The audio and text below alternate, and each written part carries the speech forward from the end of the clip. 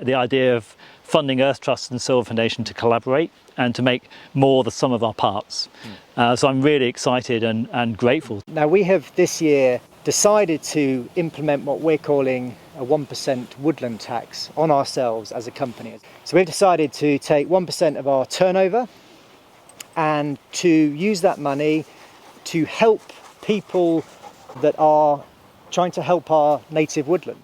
And Gabriel is heavily involved in all things to do with forestry and wood, and has a very, very long connection with this woodland. Now, Gabriel, tell us a little bit more about Paradise Wood, why it's important and why it needs a little bit of help for the future. Sure.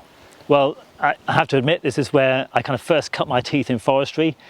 So I actually designed and then spent the first 13 years of my career as a forester creating this woodland.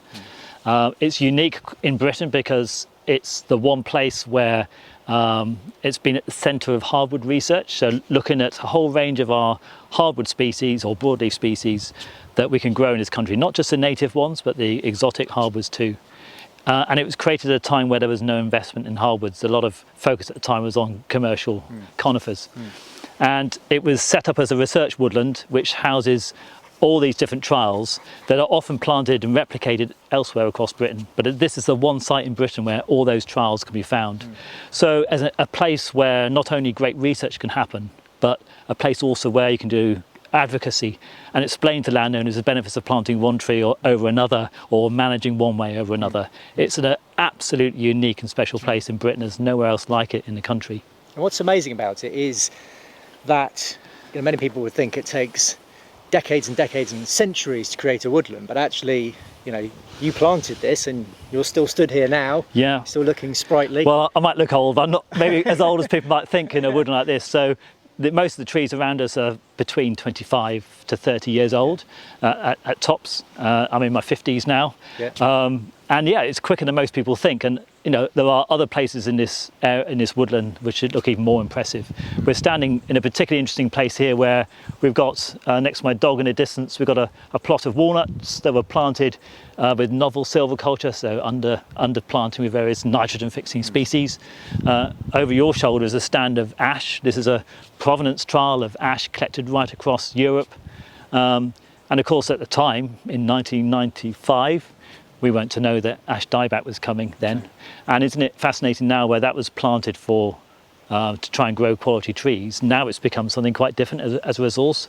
Nowhere else have we got this collection of all this different genetics, and you can see how some trees are now still thriving despite ones next to them being dead for an ash dieback. So this has now the capacity to help us create the new generation of resistant trees to a disease. And that environmental opportunity here is just extraordinary. So there's a huge amount of time and effort's been invested in this woodland, and there's a huge amount of value here in terms of learning and education. So where are we at now? Like what needs to happen here now, and how might this project help it to regain maybe some of its vibrancy? So it's owned by the Earth Trust now. They don't have their own forestry team, but they're bordering right next to the Sylva Foundation, who I work for. And we realised that actually together we could help each other. So we work very much with online technology. So we have a platform to help woodland owners manage their woodlands. But we don't own much land. The Earth Trust owns quite a large area of land now, lots of different woodland compartments. So if we got together, maybe our forestry expertise, their land, our research interests, their advocacy experience, we could actually combine to create a really powerful project. So when I learned about the 1% woodland tax, I couldn't believe my eyes. I thought, what an amazing opportunity, and full admiration for what Vastern's doing with this. So I pitched it to yourselves, the idea of funding Earth Trust and Sylva Foundation to collaborate and to make more the sum of our parts. So I'm really excited and grateful to what Vastern's going to enable us to do here. And that would be for us to come in, help what I'd say read the woodland, to understand what's growing and where and why in a very silvicultural sense. And then to work with the Earth Trust and all the research partners to then on top of that layer this research layer, which is quite complicated. So how can you manage a particular compartment, not only silviculturally, but to benefit that research, to make sure we don't fell a provenance or a progeny that we shouldn't.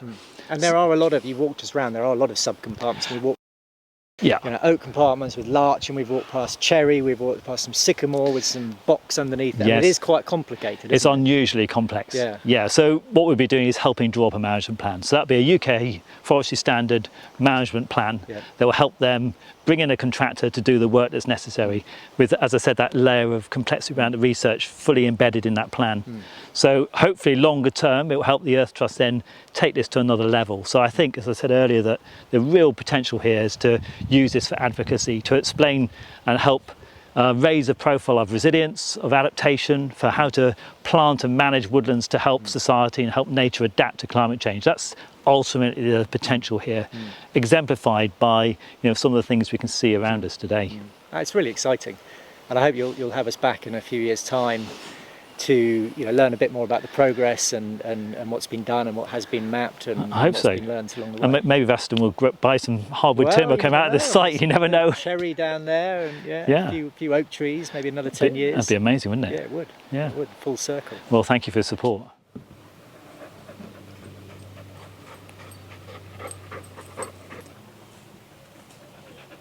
I'm in Paradise Wood with Gabriel Hemery, and when I say in Paradise Wood, we really are in the wood, and we've come right inside to come and have a look at this, which is a hybrid walnut tree.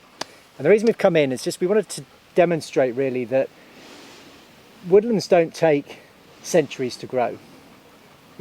Yes, trees are slow growers, and we often talk about planting for the next generation, but this is a real demonstration of actually how quickly a woodland can mature. So, Gabriel, tell us what we're looking at here. What is this? So this is a hybrid walnut. So it's a blend between the native North American walnut, black walnut, and what many people call English walnut or common walnut. Mixed together, hybridized, produce something that's very vigorous.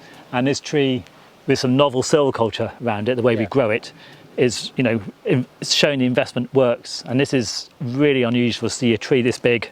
That's the diameter in 22 years. That's 22 years to get and this to is that. walnut, and people say you can't grow walnut in Britain. That so is phenomenal.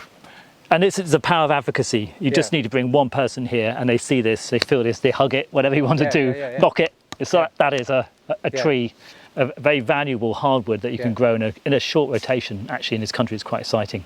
Yeah, that's amazing. And very, very quickly, just tell us about what's been done around these walnut trees to get them to grow the way they have.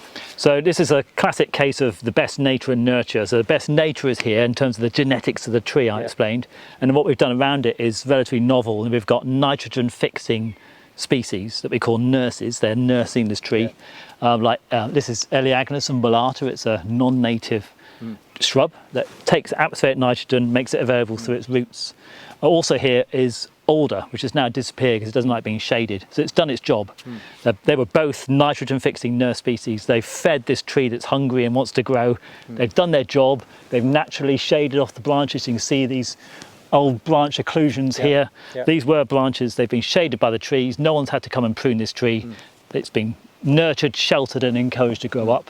So we've worked with nature to improve the value of this tree and this forest. And so the most important question is, when can I have this? Maybe another 10 years, but it's nearly there, isn't it? It is nearly there, definitely. Exciting. Thank you.